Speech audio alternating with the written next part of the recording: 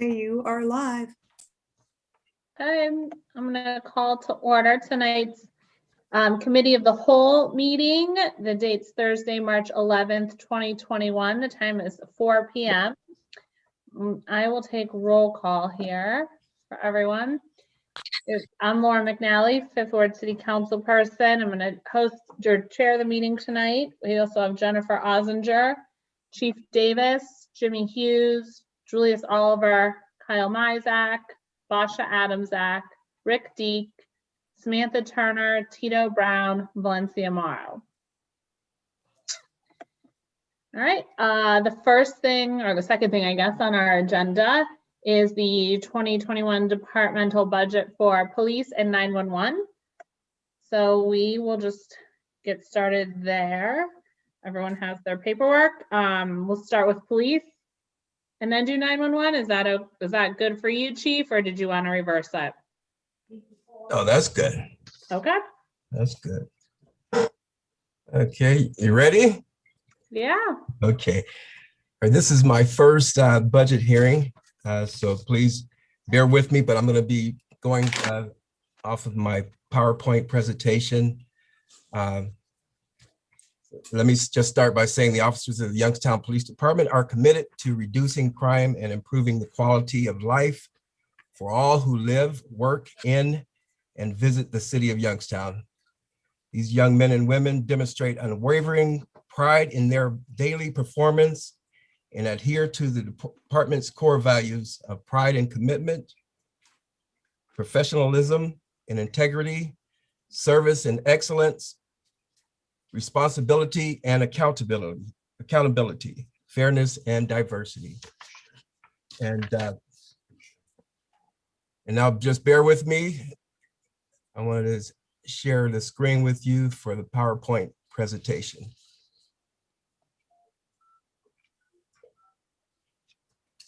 Yeah.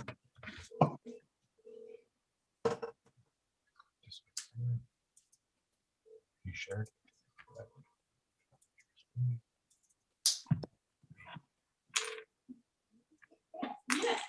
Do you have the permissions to share?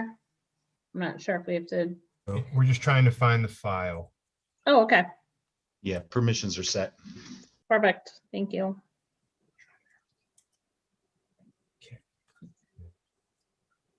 Yep, we can see it. Can you see it? Yep. Okay.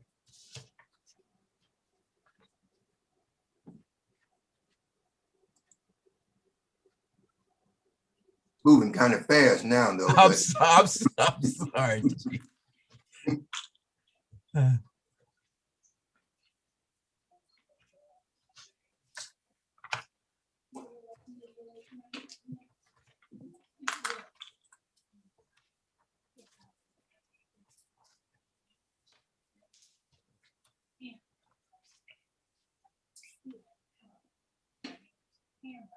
Okay, YPD provide a variety of services 24 hours per day, emergency responses to 911 calls, other services, community policing, training and programs, vice, gun reduction, etc. If I may go from the last 7 years, starting from 2017, there were 66,953 calls. In 2018, there were 72,934 calls for service. In 2019, there were 62,635 calls. And in 2020, last year, there were 74,476 calls for service. In our community police activity in 2018, they generated at least 23,963. 2019, there were 26,996 calls. And in 2020, there were 20,444 calls for service. Right here. I'm sorry, through the chair.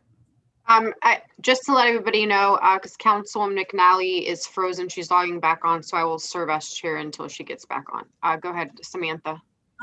Chief, you had an asterisk by the 2020 community police numbers. What was the caveat there?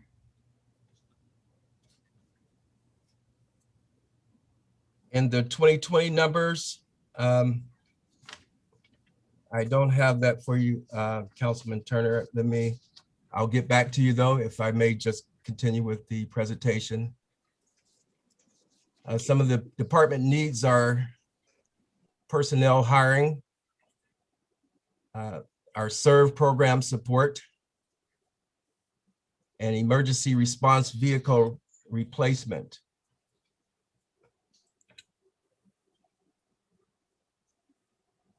Our goal is to hire at least 8 new Youngstown Police Department officers through the U.S. Department of Justice Community-Oriented Policing Grant.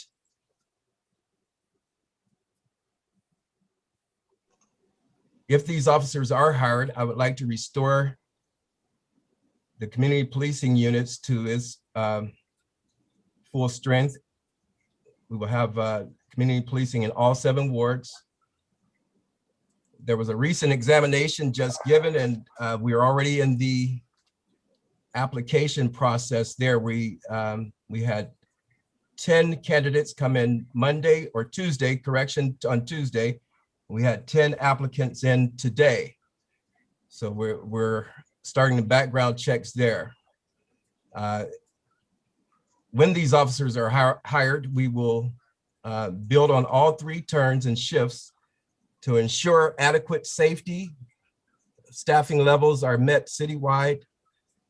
Presently, YPD is operating below the national standard ratio for supervisors to officers. I mean, that varies. Sometimes it's 1 supervisor to 6 officers, and sometimes it's 1 supervisor to 12 officers. It just depends.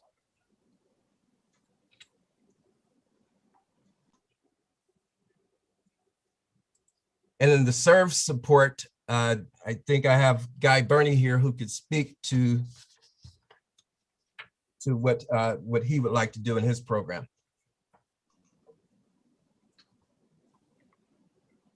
Through the chair. Yes. Go ahead, thank you. Okay. Thank you. Hello, council. This is a updated kind of version in terms. Thank you, Safety Committee, because we talked about this earlier in the year. So this is certainly just a synopsis of that. We want to look at peacemakers, those who can work on the streets for incidents and interventions. We want to look at new and expanding of programs. And we also want to look at additional community training for our community. And so those are the areas that we're looking at. Inside of the programming, 2 of the largest pieces that we like to do is add the mental health advocates piece that can go out into the community with officers. These are trained mental health professionals who will be on call, who can deal with trauma and connect people to services right away. This will add another layer to our department. Also, when they go to the hospitals.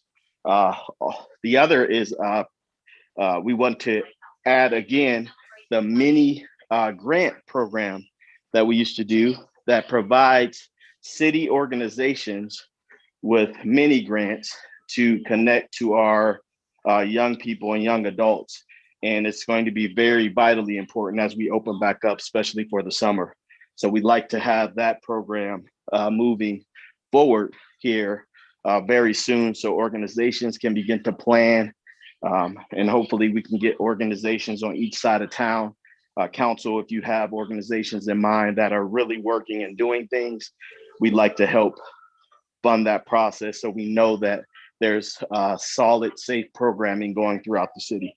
And with the training, we're looking at pieces such as going out in the community and doing conflict management and healthy relationships. The last few homicides, and you probably know this, unfortunately started because of relationships, whether it be a girl or a guy, and they turned all bad because people don't handle conflict well. So we like to make sure that we get into community and offer these trainings all over the place so that people can access and get better and more information. So that's it, Chief.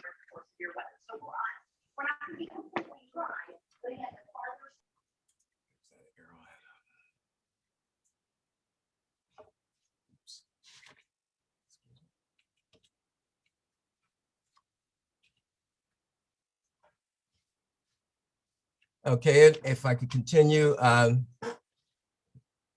patrol car replacement, the addition of 6 new patrol cars to the YPD fleet. Through the chair, the previous slide that had the costs for C.I.R.V, we didn't actually get to see that one. Okay, let's see, wait a minute. Okay.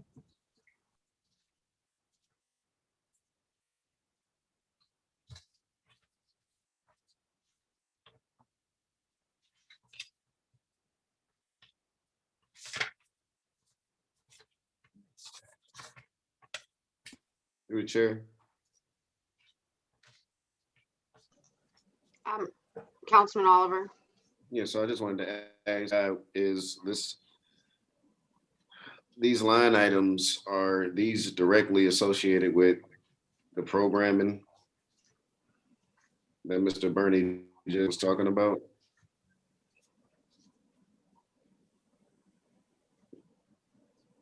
Yes. I thought Guy was going to answer. Through the chair. Yeah. Yes, Guy. Hey, Councilman Oliver. Yes, sir. These are in the addition. This is the addition with the current level as well. So just to be clear, and I do get a little bit of funding from Department of Public Safety. So we like to keep all of that going, and these are the additions of what I just spoke about, sir. Thank you. Okay. If I may continue with the presentation, the addition of 6 new patrol cars to the YPD fleet as part of recommended replacement schedule. Reason why is updated equipment increases reliability and response, cost savings on long-term maintenance. It would be ideal to replace every 3 years. Currently, we're replacing at a pace of every 5 years. Cost for the new police interceptor police vehicle with the latest safety equipment averages about $55,000. That could be funded through the Opto Traffic Fund. I'm requesting to utilize these funds generated by police department to purchase emergency response vehicle for the Youngstown Police Department. Total cost to hire 8 officers through the U.S. Department of Justice COPS grant would cost about $800,869. The C.I.R.V increase would amount to about $114,000, and new police vehicles, $330,000. So proposed expenses be $1,244,000, $1,244,869, and an increased cost to the general fund, $114,000. And also I have Detective Sergeant Jose Morales Jr., who's working on the body cameras. We don't have that ready for council tonight, but if I may just share with you the status of where we are with that, if he can present that to you this evening.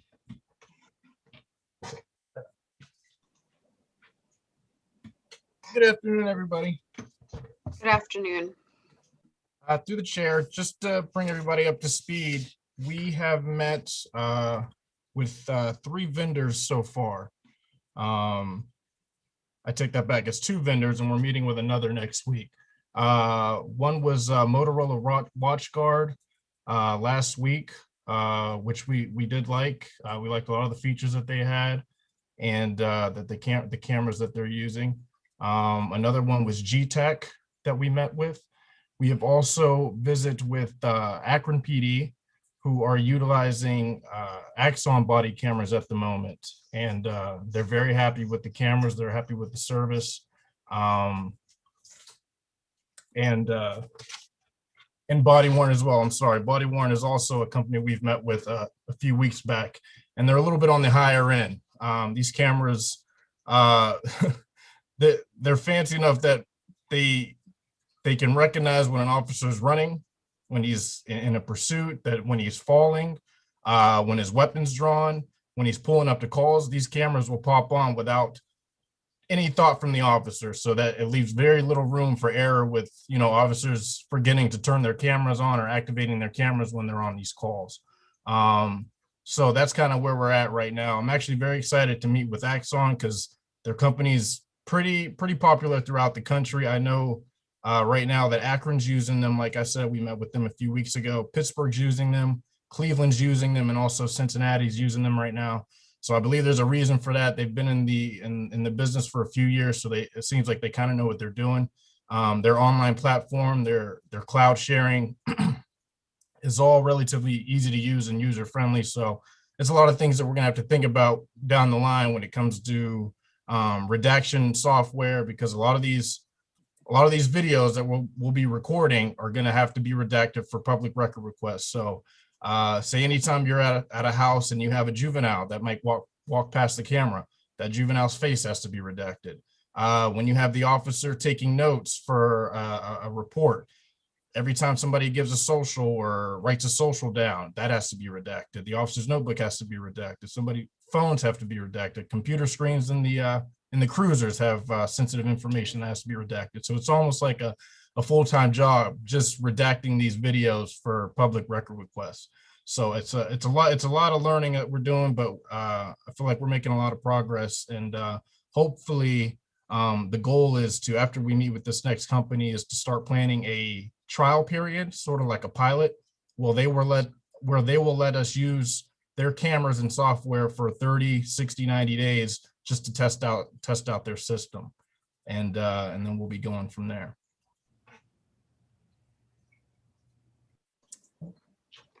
Thank you, guys. Thank you. And may the record reflect that Councilman Ray is with us, and Mike, you had your hand up. Okay. Question, Councilman? I think, did we lose Mike? No, Oh, are here, you? sorry. I don't know if the chief could answer this, or if Officer Morales, regarding those cameras, and I apologize, I was a little bit late to the meeting. Are we accounting for the expense of the redaction, or how do we account for that? I mean, there's obviously a full-time job that requires just data management. I want to make sure we're able to do that timely, so we're meeting our obligations with sunshine law standards and things like that. Yeah, so a lot of we're making sure that all of that stuff on what we call the back end, not the cameras we consider on the front end, isn't really the expensive part, but it's everything on the back end, which includes the redaction software, the data management, the storage, everything that we're making sure that's all included in these packages that we're going to get. It's all inclusive.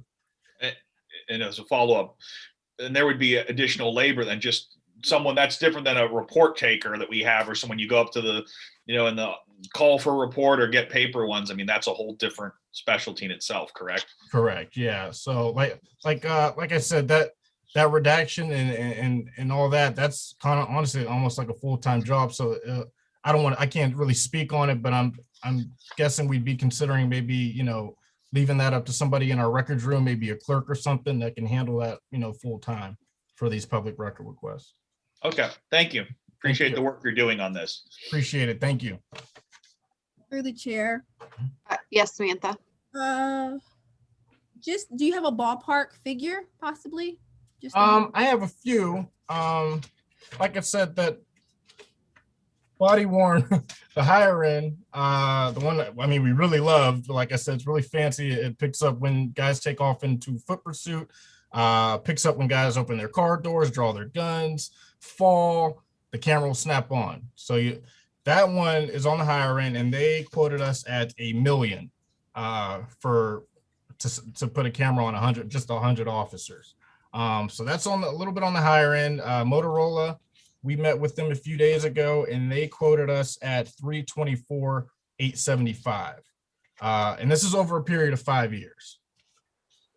And then, like I said, we meet with Axon next week, and I'm really looking forward to them because, like I said, they're almost like a household name. Anytime you see any kind of officer involved incident on the TV or on the news, you might notice that Axon label or symbol in the corner because it's very popular amongst a lot of police departments throughout the country. And it's owned by Taser, the same company that makes our tasers that we carry currently.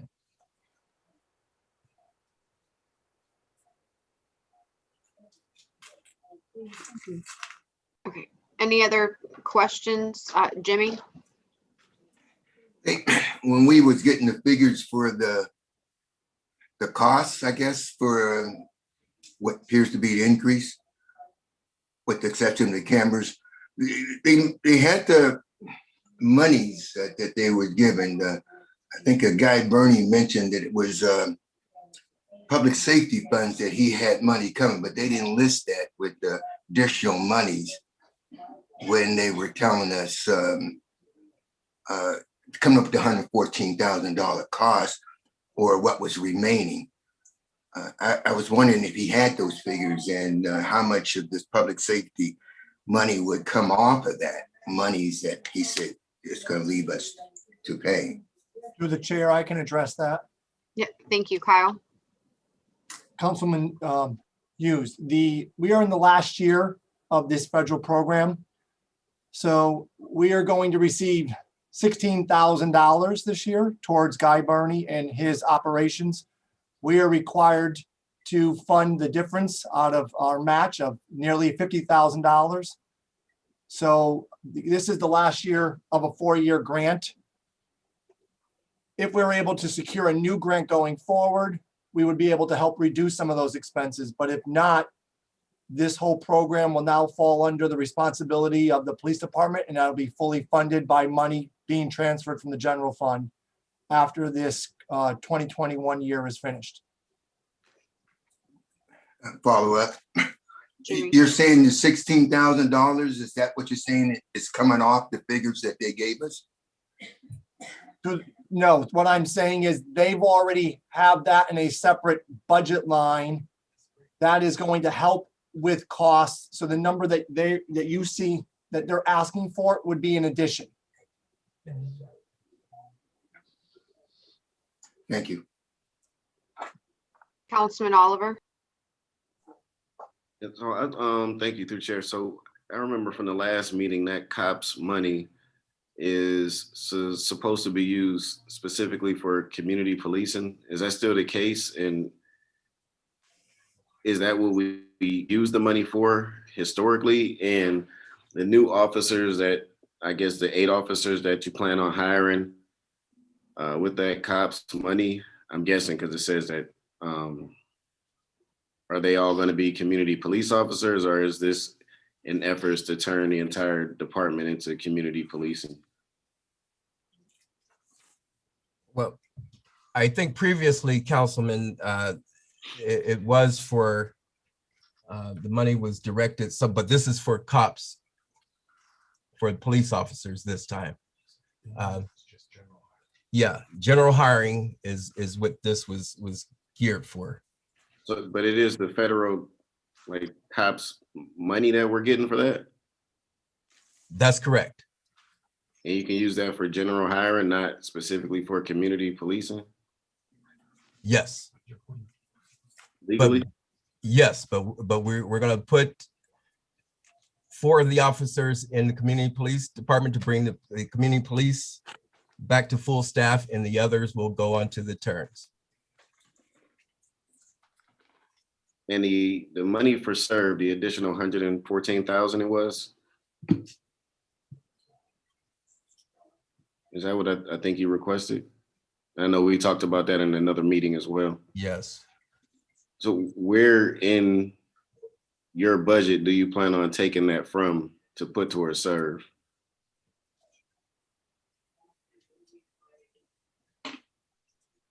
Through the chair, can I address that? What we're offering as part of this budget request is that we would be asking council to provide us with the ability to tap some of the excess funding that we have in reserves. That's what we're proposing to fund the increase in the C.I.R.V budget, the money for the vehicles. We are asking that those funds be released from the OptoTraffic fund. And then the COPS monies, we are asking that council has given us the approval that the administration move forward, hire those police officers, and the cost over the next 4 years will be absorbed by that. It be reducing 25% a year. So in the 5th year, we would be fully responsible for those officers' costs, but we would each year see that assistance decline by 25%. That's how the grant works. But the hope is that we would be able to put more officers on the street. We would be able to put back in place the number of officers in the community unit division. And at the same time, start restoring the age of the fleet by reducing those older vehicles that are currently in operations, and hopefully to expand on the interaction with the community by broadening our approach with C.I.R.V and Guy Burney and his operations. That's in a nutshell what we are requesting of you, in addition to what we have presented as the baseline budget. Thank you. Julius, did you have a direct follow-up or no? I'm gonna wait. Okay, Chief, can you, if you're requesting to, for lack of better words, return some of our community police officers, are they, if we go ahead and add those officers, are they going to stay as community police? Or are they gonna be pulled from their tasks as they were previously? No, they will be used for community police. They will be community police officers. Now, I can't guarantee you that, you know, because if there's a signal 12 or something that goes out, an emergency call, that they may be redirected somewhere else. I can't, you know, we all go, everyone goes. I may go, but they will be designated as community police officers. Okay, thank you. Samantha? Thank you. Chief, well, actually, Cal, the OptoTraffic dollars, it's 464,000 in that fund. Correct. That is what the ending cash balance was at the end of the calendar 2020, and there has been no request brought up to council asking to expend any of those funds yet. Okay, so the way I see it is that all of those dollars for C.I.R.V and for your vehicles could come out of that fund. Yes? In the past, based on how council had put forth the language or appropriating monies from that, it was typically earmarked for equipment and supplies to operate the fleet. We most likely, I'd have to check with the law department, but remembering that we did subsidize it the last 2 years in partial 18 and 19. So yes, if council were to advise us to expend those funds, given that there has been past practice of that, we would be able to do that. Correct. Thank you. I would like to see that happen since we're not operating OptoTraffic anymore, and we did pay that large bill. Was that with Motorola last year out of that to clear it? So those dollars are available there, and you still would have, you know, what, 20,000 or so in the fund after you did that. So that is my, I think that would, you could do the things with C.I.R.V and get the cars in that way. Now, when it comes to the body cams, you're at 324 and $1 million. Those are that's your low end at this point and your high end at this point. Hoping that the next vendor may come in somewhere in middle of the road. if there are grant dollars out there, we may need to be able to match them or even start the process. In the way I'm looking at all of these numbers, we're adding police officers, and I understand that you're working on the structure of the police department, Chief. I would like to see your overtime budget go down by 250,000. I'm just gonna jump right to it. You guys did well in not going over last year, but we could do better in that part. So if there is additional things that need to be done, I would like to see that come directly out of the police overtime budget. So we are being as efficient with all the dollars possible. And because you are working on staffing and you have new officers coming in as well. So we should see a natural decrease. And I think we should just make sure that that number is solid and work to stay under it. If you could tell us where you are overtime as of today or end of February, if you have that on hand, that would be great. So we kind of see where we're going. I don't have that on hand. Sorry. Through the But I chair, can get it for you, but I don't have that on hand. Yep, Kyle. through the chair, I can make that available to the chief so that he can share it, or I can send it directly to you if that would make it. It's probably easier if I send that directly to you year to date.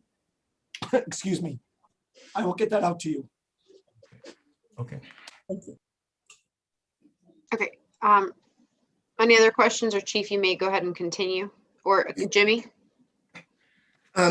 Talking about the fleet, when I think we said 5 years, we're going on before we go up. Is there any, can we generate last 5 years or 10 years of how many cars we bought, when we bought them, or when we replaced them? Could you give us those kind of numbers? What we're driving now, when was they was purchased, and when was the last purchase and the purchase beforehand? So I can get a better picture in my mind of how often we have been replacing them, and a total overall number of vehicles that we have in that fleet, and that we are trying to manage on during this time. But I kind of like to see a breakdown of how many cars, and when we replaced those cars in the past, the actual number of cars that was replaced in the year that they was replaced. Okay, I'll work on that, sir. I'll get that for you. Oh, and I'm sorry, I would like the record to reflect that Councilwoman Anita Davis has joined us. Okay, go ahead, Chief. And as far as the PowerPoint presentation, that's it. Through the chair, I don't think you went through your actual budget though.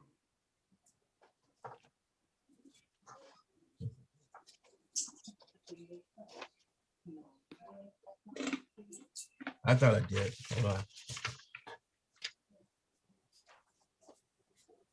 on. Through the chair, given Yes, that Kyle. this is the chief's first time, how Yeah. about I assist you, chief, and address each of the different divisions? Okay. And then if there is a question by one of the council members, I can stop and we can address that. But why don't we start with the first page that you have in front of you, I believe is going to be the uniform division. And as you can see, what we have proposed outside within this unit is there is no increase for operating expense. What we've asked in this budget request is that we pretty much match what was provided last year. That's about $650,000 to operate the uniform unit. The overtime was put in place so that there was no year-over-year change. What you are seeing in some of the reductions is a result of there being changes with how our officers require medical coverage. That's why there's actually a dip.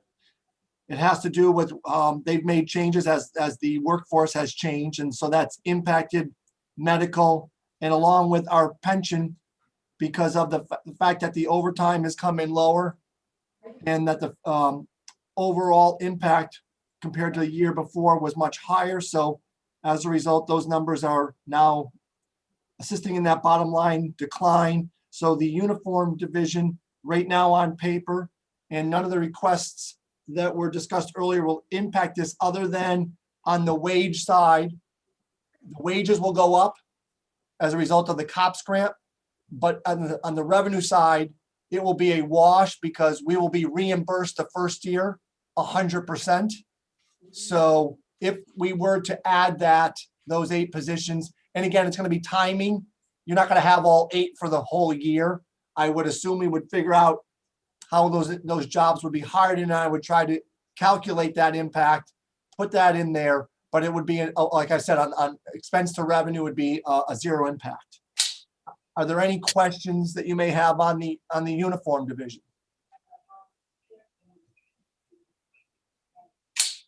Given none, if you turn the page, you will see what the head count is currently.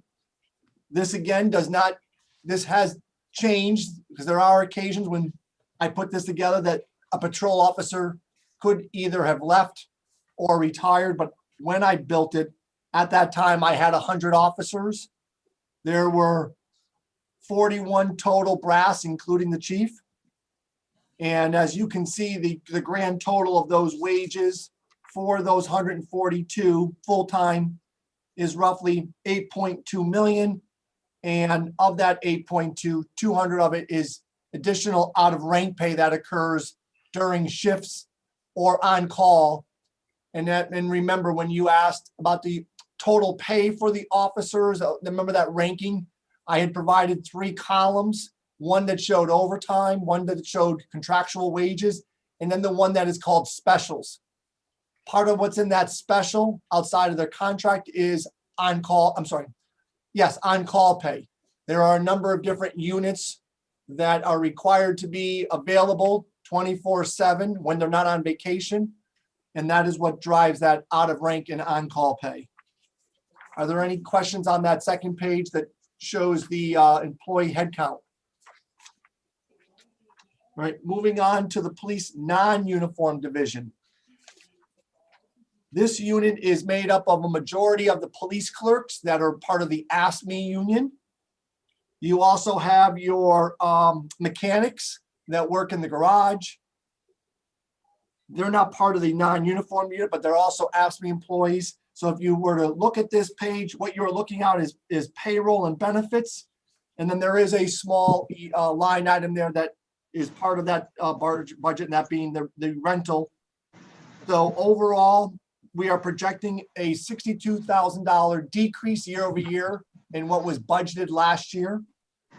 If you turn to page 4, you're going to see the head count. It's going to be the top portion. Some of those positions are management. The Gail Slatterly, Kelly Koning, and Marshall Freeman. Those are the 3 management positions, and the rest are all 2312 AFSCME positions. They make up the total cost of wages for full-time and part-time within the non-uniform division. Are there any questions on that particular unit? Yes. Tyler, you just not, sorry, I took back over chair for Basha. But you're significantly cutting wages part-time. How are you doing that, or what's going on there? What's going on is last year there was a change where we moved from fewer part-timers and we ended up hiring full-timers. That is why when you look at the actual budget versus the actual is much lower because there was a transition of us actually hiring people and when we expected to hire them. So if you were to have looked at this payroll comparison last year by people, headcount, the numbers of full-time were smaller. And we have found that as a result of filling some of those full-time positions, we need less part-time. And so that's why you're seeing a decline in the part-time and an increase in the full-time. But the full-time last year when I budgeted for it, I didn't know exactly when the timing was going to be of those hires. So that's why we had put in most of what was required because we had hoped that that was going to happen earlier on in the year because we were trying to fight that the overtime was nearly $100,000 the year before in 2019. So this was one of the ways that we moved away from that overtime, and we had to train the part-timers, and then that got promoted to full-time. Because again, it's hard to find people in the area that are willing to start the job with full-time, experience, because they haven't done the job. So typically they move into part-time, and then from part-time, they moved into full-time. And now we believe that we have enough full-time to operate the 911 24/7 and be able to live within the overtime of roughly $50,000 to $55,000, which is a huge improvement of where it used to be, given that we now have a greater number of employees on the workforce. So the police non-uniform page includes 911 then? Oh, no, I'm sorry. I'm sorry. We're talking, I apologize. I got off track. The police clerks, we had moved from less full-time police clerks to more full-time police clerks. Apologize. Okay. I didn't realize what I had just done. Okay. Yes. It's the police clerks. Yes. Okay. Samantha, did you still have your question? I did. Thank you, Councilwoman. Chief, can you tell me, are these positions 9 or 8 to 4 positions, or as the overtime? Of course, I understand that it has gone down over the years. We're at 50,000, but can you give me a scenario in which they would be staying over and working over, just all to speak to kind of the staffing? Yeah, they work all 3 shifts. Mhm. If they're required to stay over onto, like if they're on afternoons and midnight turn is shorter, someone calls off, they may be asked to stay over and work the midnight shift, as an example. So the police clerks account for the majority of the overtime. Which section of these account for the majority of overtime in the non-uniform division? Yes.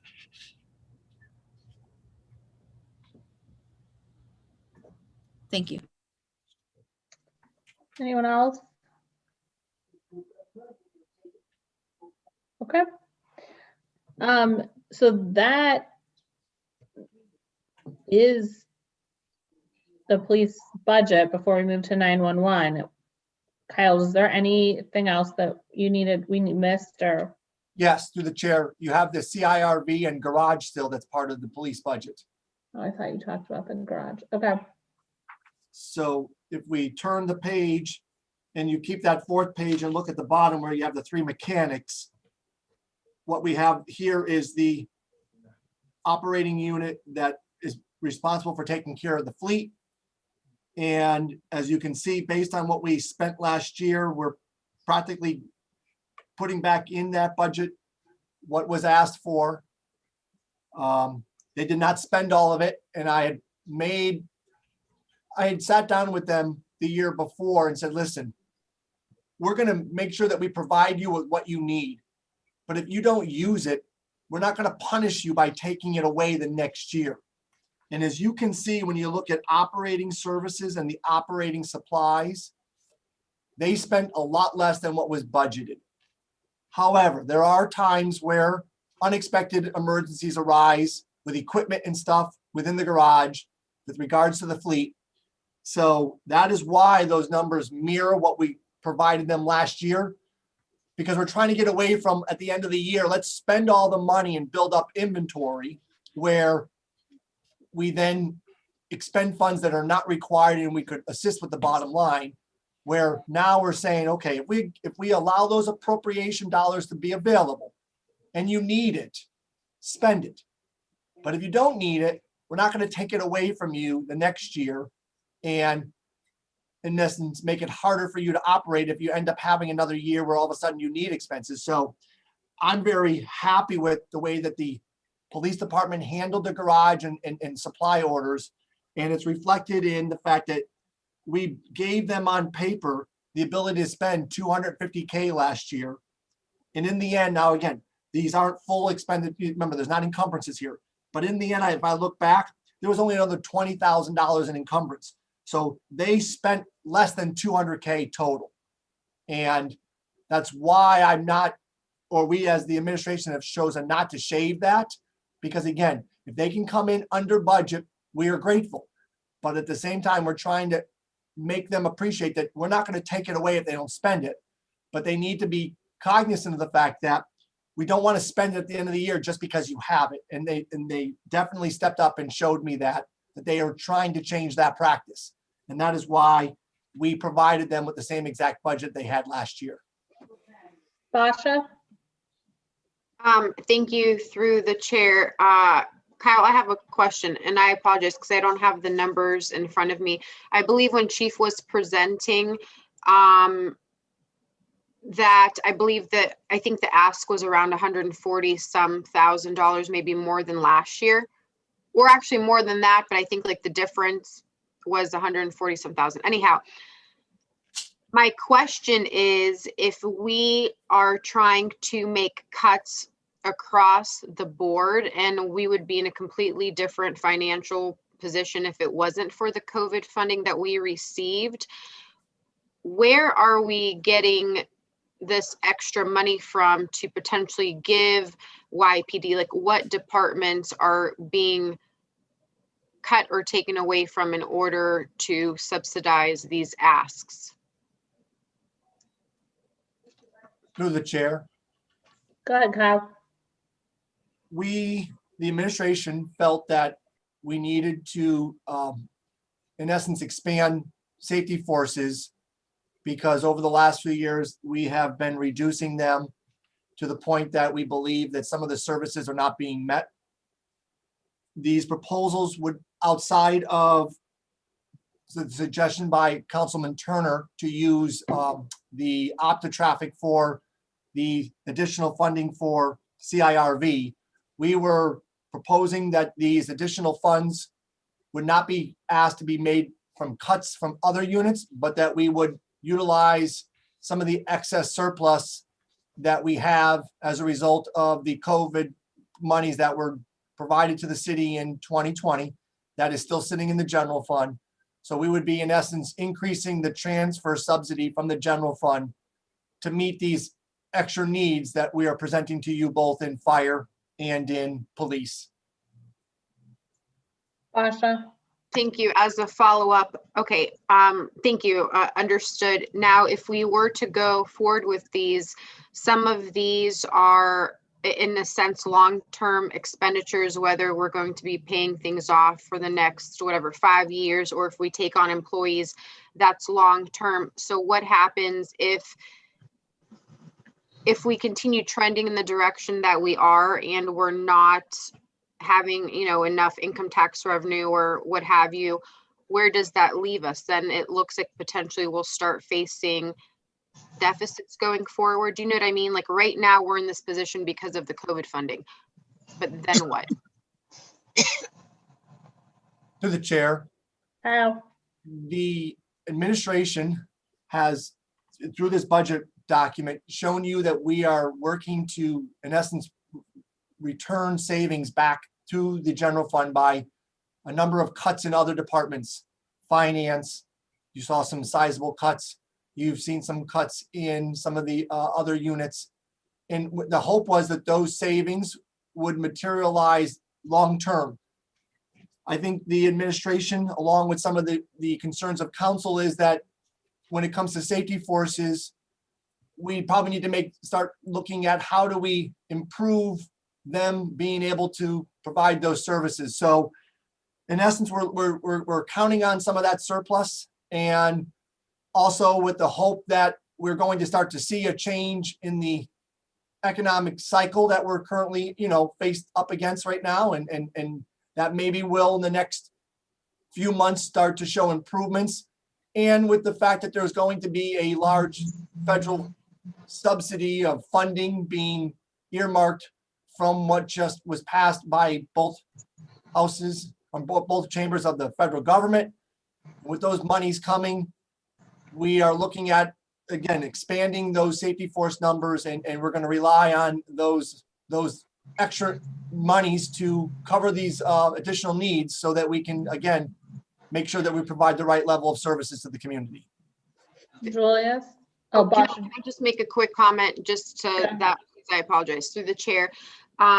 Thank you. And I understand that I want to be perfectly clear. I do support our safety forces, and the safety of our residents is of utmost importance. My concern is that I feel in general, both administration and council, we need to be responsible and think about the future and the long-term health of the city, not just during our term or this campaign cycle or things like that. I think we need to forecast and trend and move towards a direction of what's going to be sustainable and feasible, and not be irresponsible because we're concerned just about now today. We need to be concerned about long term. And if previous, administrations or,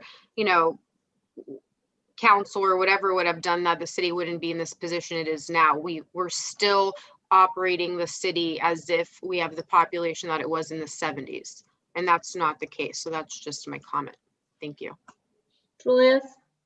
Thank you, through the chair. Kind of to Councilwoman Adams' point, our city is not of the population that's equal to our current police staffing now, which means basically our police department is big for our city. So if we, is it more, I think it's more of a management issue. How do you manage the police department to be able to give better service to the people of the city? That's just a statement. My question to the chief, or I mean, I guess only the chief can do this. You couldn't answer it, Kyle. But what type of better service are we expecting to receive from 8 additional officers? Are 8 additional officers going to give us the increased patrol that we need in high crime areas? Are 8 additional officers going to help us solve the plethora of unsolved murders in our city? Are 8 additional officers going to give us the opportunity to call back murder victims' mothers and parents to give them updates on what's going on in their kids' cases?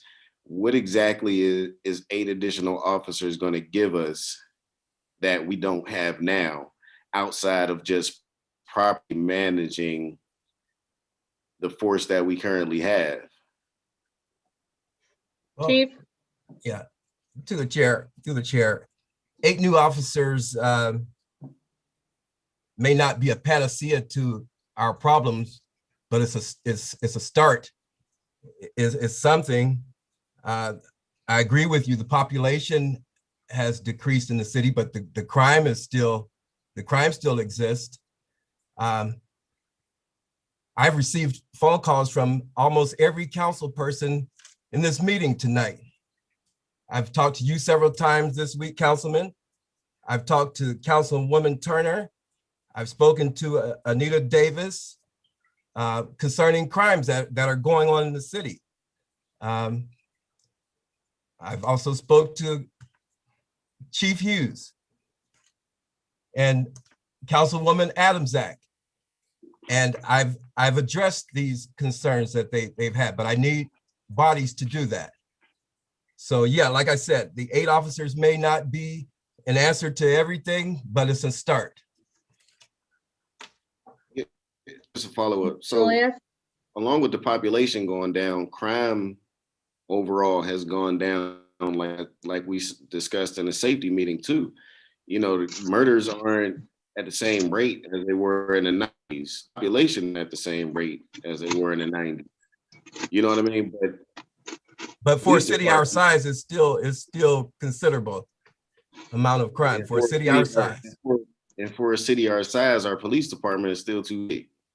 So what I'm saying is, if the police department is at a size where per capita is outnumbering the citizens, then where does it become a management issue or a training issue, as opposed to needing more bodies? Like I can accept, taking somebody's expert opinion on what it's going to take to protect the city, But what do I say to my constituents that say, well, I'm making a call and nobody's showing up to my house or to my street for an hour. But then when I go down the street, it's 3 officers sitting in the parking lot talking to each other. But they wouldn't come to my house for the call. It's like, is it a training and management thing, or is it we need more officers thing? Because I think all of us have seen officers, and I've been on council for 6 years now. Nobody still has been able to tell me what the officers are doing when they're in parking lots, ducked off, talking to each other or whatever. I don't know if they like trading reports or shift change or whatever. I don't know. But I know when my house got broke into, I was able to see the dude running in the backyard. I'm calling the police and they did not come. And our constituency, our citizens are saying the same thing. Like, where are all of the police officers when these calls are coming in? So my thing is if how's 8 more gonna fix that problem? Is it a police officer problem, or is it another problem?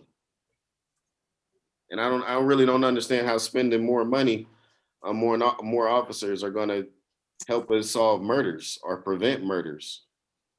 Right. I've been the chief of police too. But you guys Yeah. are the experts. I'm just waiting to hear from you, and I'm asking these questions because these are questions that citizens ask me on a daily basis. And I get that. Are there some things that we could be doing better? Absolutely. I've been the chief of police for 2 months now. Let's have this conversation again in a couple of months. But we're working on it. There's some things that we could be doing better, and we will.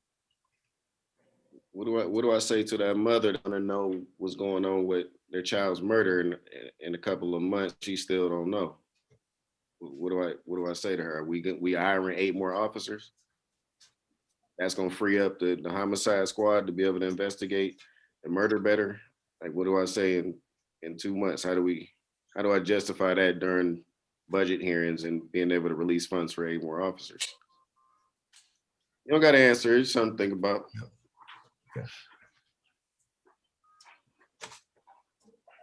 Anita? To the chair, Chief, was 8 more officers, going back to what Julius was asking. And I'm not trying to be confrontational. I just want to know, with the 8 more officers, what is the additional service that we would gain? And where was the cut in services? Where has the cut in services been? Because we don't have these 8 officers, if you could. Okay, and Anita, Councilwoman Davis, I'm gonna answer this the best I can. The cuts in service, yeah, as you know, the community police officers, that unit was at one time, there were 7 officers, there were a community police officer assigned to each ward. It's down to 4 officers now and a supervisor. That's one cut.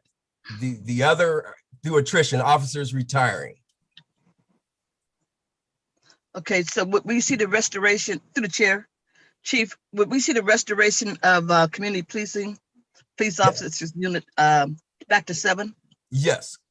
Okay. Yes. And Chief, additionally, will you be utilizing more technology with the addition of the police officers? More and more bodies it's great, but just having them out there and that's just more guys being able to take the day off through vacation time or AT time. That's not what I want to see. If we give you 8 more officers, I want to see them out there, and I want to see that technology being utilized, because as Councilman Oliver said, sometimes the response isn't all that great. I understand it, and I do understand why sometimes they're sitting down there together talking, because not everything can happen on the fly, and you do have to plan things. Yep. And I think the public needs to understand that sometimes, yes, it's officers shooting the breeze, but there's other times where they're discussing the things that have been going on during the day and during the week. So but I just want to know that we'll have a commitment from you that we will see a restoration of the community police unit. Absolutely. Okay. And will you be utilizing technology so far as being able to track the officers, besides with the GPS and the body cameras? Will you also be using the drones and things? I mean, you're going to have, there's enough money coming our direction that we can purchase drones and put them up in the sky. That is something we had discussion about, and we will continue that. Absolutely. Okay. I don't want to see us acting as if we're still back in 1978 and it's got to be a cop there when we could put something in the sky that can see for miles away. So I'm prepared, and I can see adding officers when you commit to these community police officers, and when you make that commission, you commit. I commit. Okay, you understand? Council can take away. Okay. Okay. Thank you, Chief. Yes, ma'am. Okay. There any other questions? Mike? Yes, through the chair.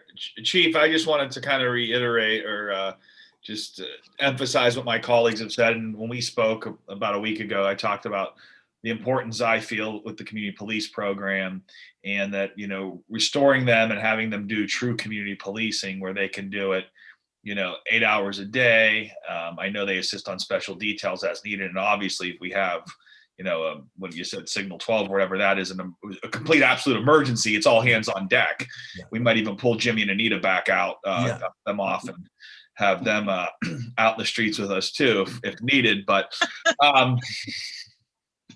but yeah, no, I share my colleagues' concern, and I think we all know and value. We've seen it successful. We saw it work when it's fully staffed, and we know how much more it could work when it's staffed and 100%.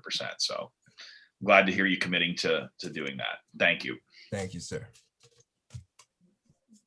Samantha? Thank you.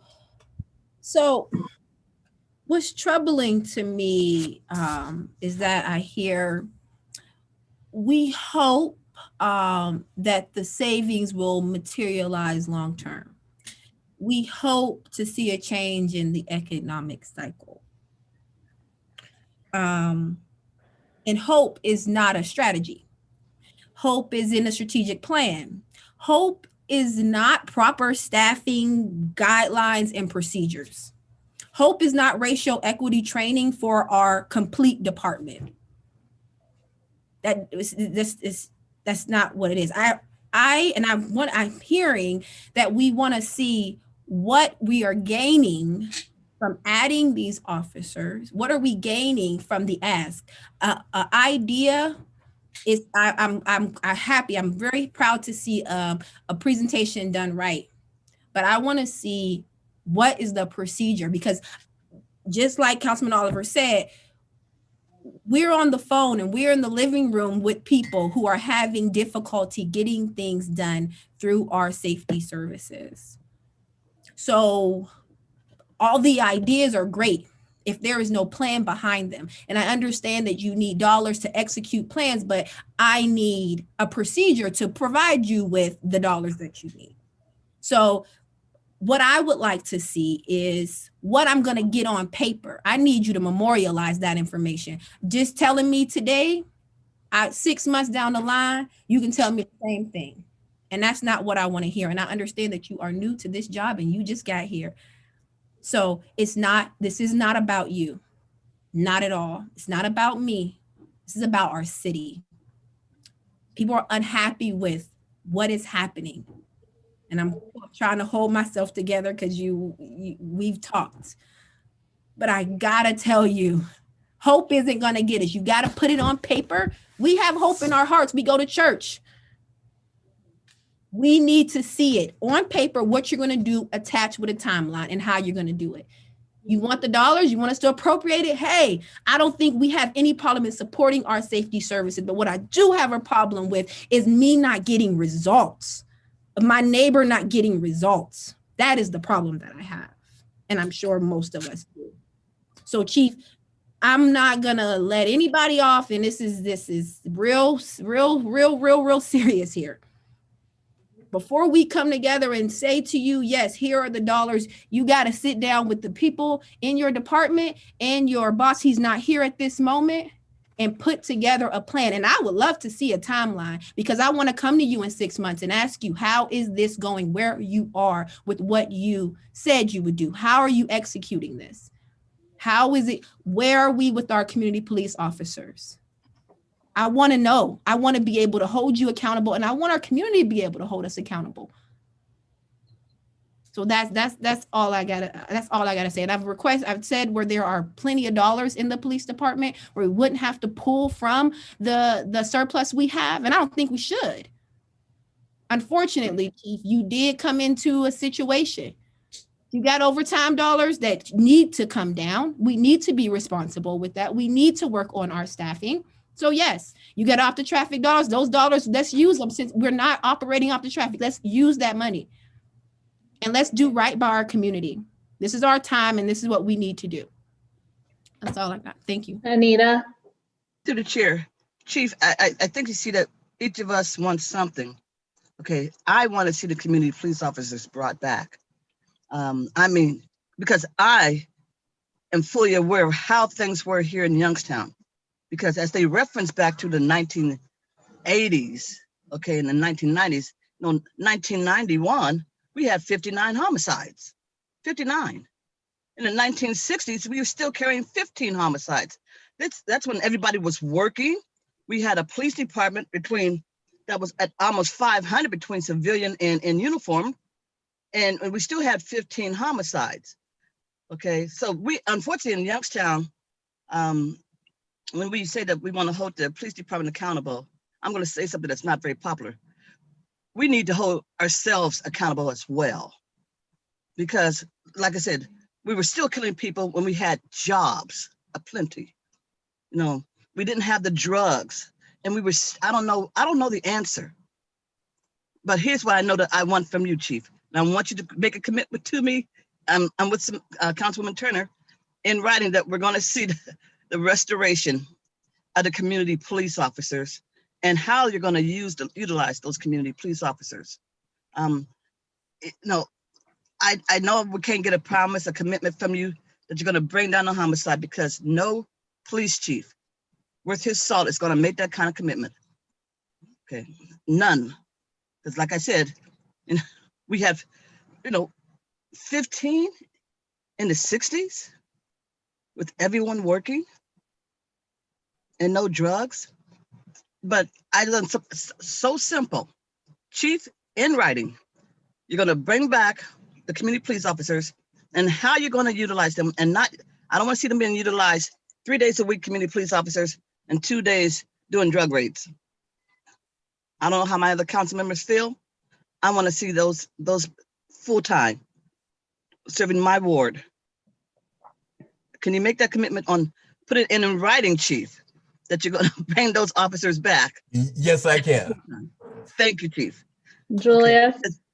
Okay. To the chair, because we don't want to go back. I live here too. I Okay. live in the I know city you too. do. I do not live in Boardman. I don't live in Canfield. I live in the city. My parents still live here. So I care about this community just like each and every one of you do. And you are aware of our history. Yep, that's correct. With our violent crime. I don't have an answer. There's no perfect solution. Why we're like this year after year, decade after decade. Yep. Police chief after police chief, mayor after mayor. So, I mean, I'm not attacking, definitely not you, but I know, I understand. or our mayor or the other ones, because it's been like this for decades. Decades. Just put it in writing though, Chief. Okay. Thank you. I will. Julius? How did I get to talk? Meeting. Your Honor. Thank you, through the chair. Chief, how much of your budget goes into solving murders? And the reason I'm asking you this is because I think every time there's an unsolved murder, it sends a signal out there that says, That if they I don't kill care. somebody, I can get away with it. No, I can get away with it. Yeah. Like, it's a good chance that if I murder somebody, the police not gonna. So, how much are you planning on doing anything with your budget to? Like, I'm not a cop. I've never been a cop. It's never been my goal or dream to be a cop.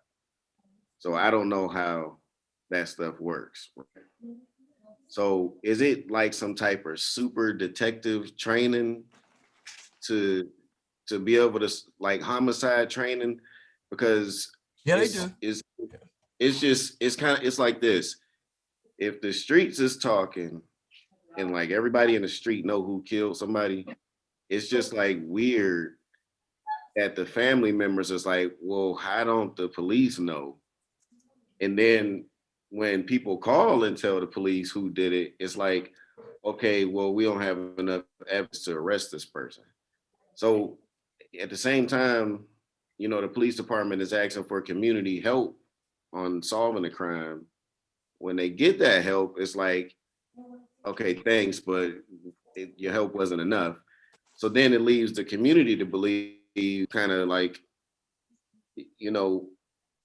police are counting on us to tell who did it rather than doing good police work. You know what I mean? And it's like, this is coming from conversations I have on a daily.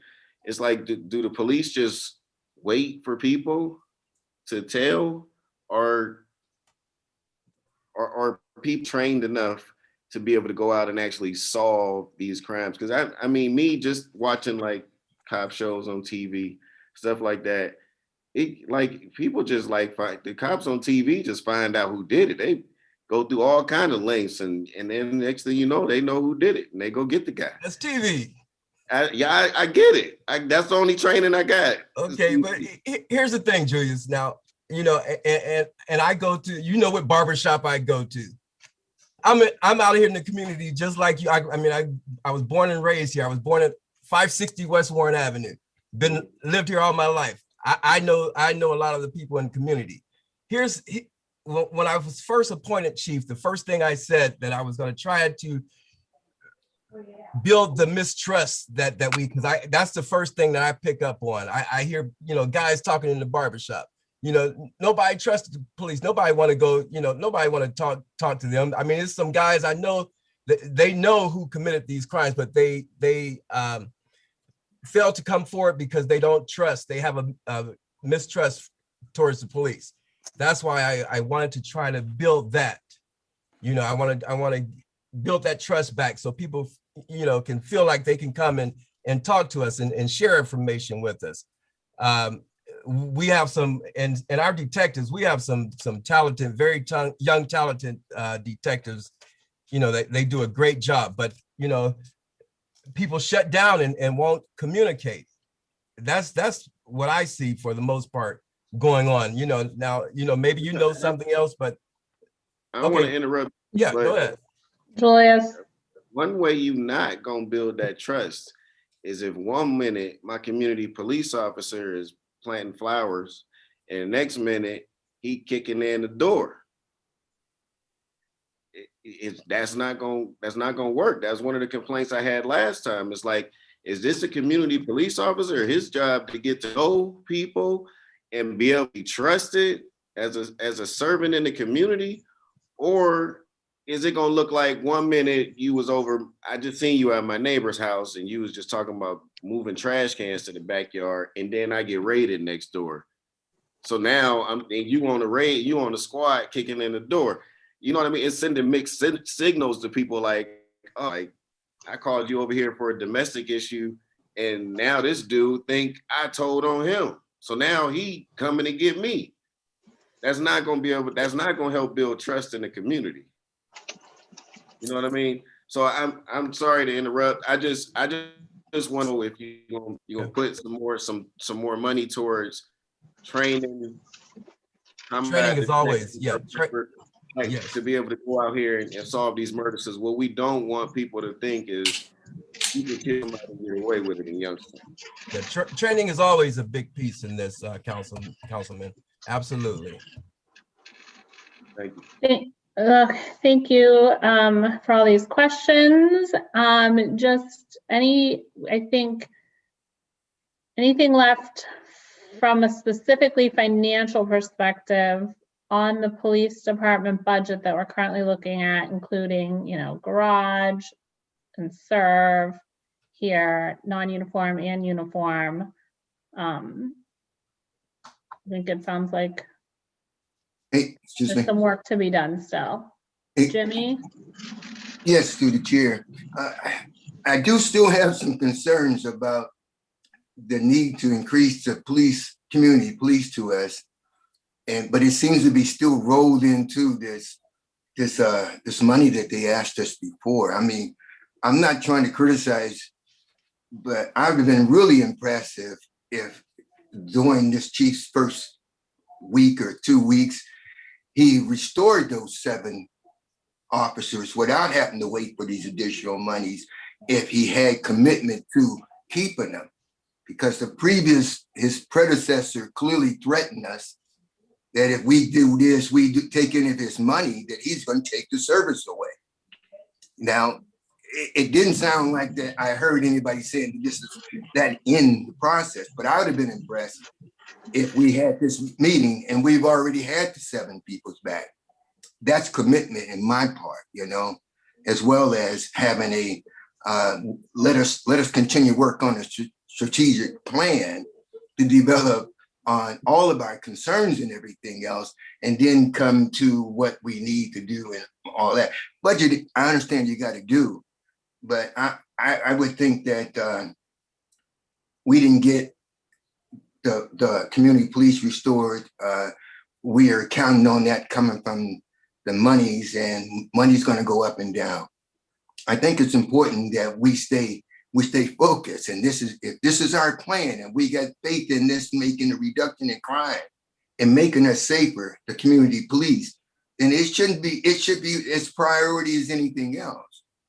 And I just want to make that point, because there's going to come a time where that $800,000 is not going to be there, and then we're going to be back here. We got 3 more community police officers, 1 more.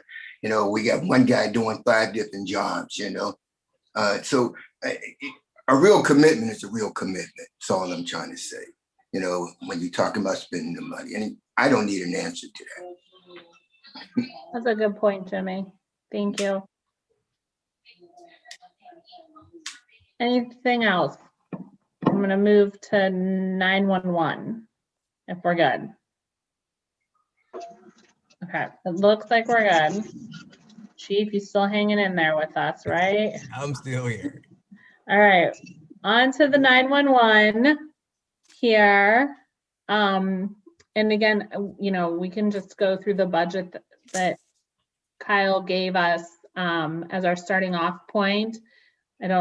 Unless Chief, you had a plan here because I know we've made some changes recently in 911 to kind of try to help out. Kyle, is there things that you want to point out to us in this budget at all? Through the chair, I think it pretty much stands that you can see that the reason that the wages is up is going to be the fact that, 1, we now have more full-timers, and again, they all are going to earn a 1% increase. So the combination of the 1% increase and the fact that everybody is going to be full-time this year, because all of the people that were hired last year, and the reason for the wages part-time is now that the full-timers are now in place. Most likely these part-timers will be able to accommodate any of the gaps. And if one of them wants to then fill a position, if somebody leaves, we then at least have the budget to bring somebody in and start training, but training on a part-time basis, which is a lot easier. So that is why you see the slight decrease on the year over year in the budget. But when you look at the actual part-time from last year and you look at the full, this year, we are at least starting the year with the 3 part-timers in place and with a full staff to accommodate the 24/7 operation. So this should be what our budget would look like going forward with regards to 17 full-time employees, 3 part-time, a unit of 20 individuals. And hopefully we're able to keep those full-timers. And if somebody does need to leave, a part-timer can step up. And then ultimately we can hopefully train a new part-timer to fill that space and continue this, evolving of being able to make sure that we can meet our needs. And that's what we came to you last year and we put together the budget. You provided us with that extra funding.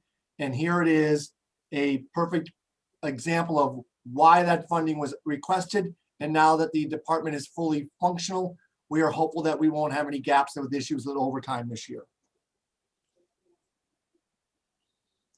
Okay. Are there questions from anybody? Through the chair. Anita? Yes, through the chair. Cal or Chief, 911 is listed separately, but it serves the police and fire department exclusively, correct? Or am I do I have it wrong? Through the chair, it actually also assists water and wastewater. They actually, a number of our community, if there's issues with water main breaks or with issues of backup, they typically call 911 and we track that. That's why we're able now to recover some of the 911 costs from the water and wastewater fund. It's a small amount. It equates to roughly 10% of the entire budget, workforce budget, but they actually handle calls for them along with the street department. Okay, but 90% is police and fire. So that's in addition to the clerks that they have at the police and fire departments. Through the chair, there are no clerks at the fire department. There's only I know that. clerks at the police department. And okay, and I know that, but I said police and fire. Chief, so prior to the establishment of the 911, the police clerks handled the 911 calls, all of them. That is correct. I remember that. Mixed I was it here. together. Yeah, I was Okay, here. correct. And at that time, in addition to answering the phone, they had to, through the chair, and in addition to answering the phone, those clerks had to take the reports and respond to the window and everything else. So, but 20 is an awful lot of people whose duties are rather restricted to the answering of the phone and maybe channeling the calls to the appropriate department. Is there any, is it by contract that we have the separate 911? Is it contractual that the clerks and things can't be moved over into the 911 area? Through the chair. Go ahead, Kyle. Through the chair, contractually, no, they cannot. An AFSCME employee cannot be moved into the union that represents the dispatchers and the technicians. They have their own separate union. And similar to, as you've heard, with regards to the street department and having somebody, or the garbage department having somebody come in and help them, or the police department the street department having somebody come in and help with snowplow crews. Contractually, we don't have that luxury of being able to, substitute people from other unions, because under their union agreement, it does specify that that is their work responsibility. And we would be challenged in court like we are with the fire department if we try to have somebody else do their work that is what they qualify under their collective bargain agreement. Through the chair. Nita?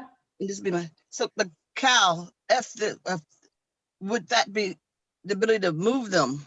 Would that be a cost saving thing for us if we had the ability? To the chair, if there was an opening, yes. Anybody from AFSCME, if they were willing to leave their union and then go and work for the 911 union. But the problem is they're going to lose their seniority, not their overall city seniority, but they're going to lose their seniority within their union. So to leave AFSCME where you have job security and then decide to jump over to 911 where now you're going to come in with the least amount of time in that particular union. If there was any downsizing, you would lose your protection of years of service if you had left AFSCME to go over there. So it gets difficult when you start to consider the hierarchy and who has more years on the job. Thank you. Anything else on 911? Yes, through the chair. Samantha? Now, real quick, did you say you are able to pull some staff funding from water, wastewater, fire towards this, or no? No, we are right now, the 911 unit gets about $76,000, I think, of recovery split between water and wastewater because they actually track phone calls and they provide us with that listing, well, the number of calls. And so we were able to use that documentation to actually assist underwriting those expenses. So the revenues to that particular fund outside of the transfer from the general fund is the recovery from water and wastewater. Okay. And well, my last question is, last year this was the department where they were struggling because it was so few people to fill in and call offs. How many people did we add last year? I can't. Through the chair, I'd have to go back and look, but the biggest area of savings was in the management. If you look at the part-timers, we actually now have a management part-time supervisor. The problem was when we only had the 3, remember it's 24/7. So they were always having to be there. So now that we have the 4 and we have the part-timer, when one of the 4 takes vacation, the part-timer fills in. And that has tremendously reduced our overtime because of the fact that you had to have management there during, every hour of operation. So that was the big savings. And I believe we either added 1 or 2, and I can go back and check, full-time dispatchers. Okay. And my last question, I probably is for you, Cal, is the equipment, phone, software, are we up to date and current with that? And it's working between departments and we're able to communicate effectively? Through the chair, if there was any reason of doubt for that, the police department definitely would be notifying us. So it's my understanding that the fact that there isn't a request and there hasn't been, it means that they are fully functional. We would make sure that if there was something that was going to hinder them from being able to do their jobs, that we're not going to put our police, fire, and everybody else at risk. So if there was a request, that definitely would be funneled to me and it would be in the budget. And I'm not aware of any, and I haven't made any cuts to that request.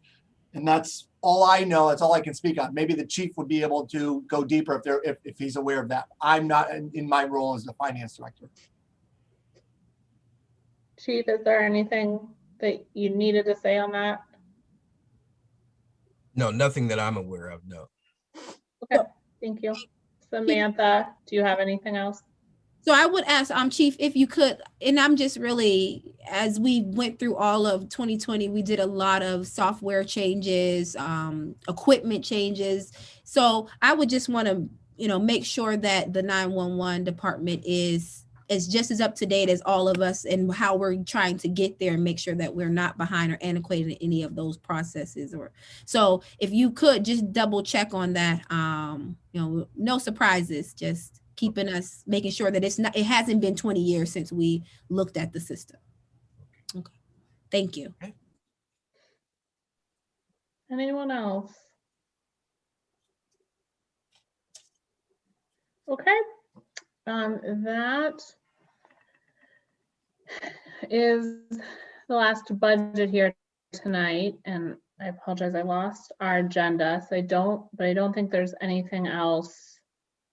Let me pull it back up. Nothing else. The last item on here is just that our next hearings are set for Tuesday, March 16th at 4 p.m. again. Sorry about that, Kyle. You said that's hard for you. And Chief, thank you for your presentation today. Anything else before I take a motion to adjourn? Yes, Cal, Samantha? Tuesday, we're going to be going over the the enterprise funds, are you able to speak to the mayor and ask him if he could give us a brief presentation of where we are with the Bruiserall study that he went over with us last year, and how that's all flowing? The chair, so you're asking with regards to wastewater. I can look at the report and look at what we are budgeting. One thing that I want to flag you on, when you get your reports tomorrow, you're going to see a roll-up summary page that you remember when we had our first meeting, we did all the general government funds. These reports all add up to those totals. I didn't share with you at the time the waste and water fund because I wasn't finished yet. So when you look at those reports tomorrow, you're going to get an additional page that is going to be all of those units rolled up, so you can see what the overall costs are going to be in each of those funds this current calendar year. It's just, I want to give you that as a reminder, because when we started this process, I had provided you with police, fire, 911, the general fund, the street department, park. Now you're going to get those documents when you get the division supporting documents along with the roll-up total. So I just want to flag you on that so you're aware of it when you see those documents. Julius? Thank you, Kyle. Through the chair, what was that report? I think they're all had the same outcome. I'm sorry if I'm not saying his name right. What was that report that suggested we needed to resize the city? The The PMF study? Through the chair, the PMF study that was back done in 2012. And then back in 2012, it suggested we needed to right size the city in order to have a responsible budget moving forward, right? Yes, and when I said right sizing, it was in two factors, with its workforce and then trying to shrink the city's footprint so that you could concentrate services instead of, again, the footprint of the city being so large, and as a result of a smaller workforce and a smaller tax base, we're still responsible for maintaining all of those roads and all of those areas for safety purposes, for construction purposes. How could we, and again, through public policy, take some action where we as a body, meaning the administration and council, looks to ways that we could work together to actually achieve that. And there were some items and opportunities. And some of those items and opportunities required funding. And as you are well aware, as you've been reading today, those monies that are going to be redirected to the city. And it's my understanding that, again, I haven't seen all the details, that we're going to have until December of 2024 to utilize those funds. So here is the perfect time to figure out how would we best take this one-time opportunity and look back at that study and say, okay, if we are going to start right-sizing the community so that we can deliver better services and we can deliver services that make the community feel that they are important. If this opportunity that is going to present itself to us and we can use some of that to interact and to actually put forth some of those tools and some of those suggestions, we could maybe potentially achieve what that study had hoped we could. But that study had hoped or identified areas that we would have to make inroads, and without some of the funds that we would require to do that, it's been difficult. But with what's going to be earmarked for the city in the near future from this money that is coming from the federal government, we maybe are going to have some of those tools. And it's going to require cooperation between the administration and council. But the fact that we've got a window of time to strategize and put together a plan that we get buy-in, we could achieve some of those long-term goals that plan had put forth back in 2012. Thanks, Kyle. Okay, I'll take a motion to adjourn. Motion to Motion to adjourn. adjourn.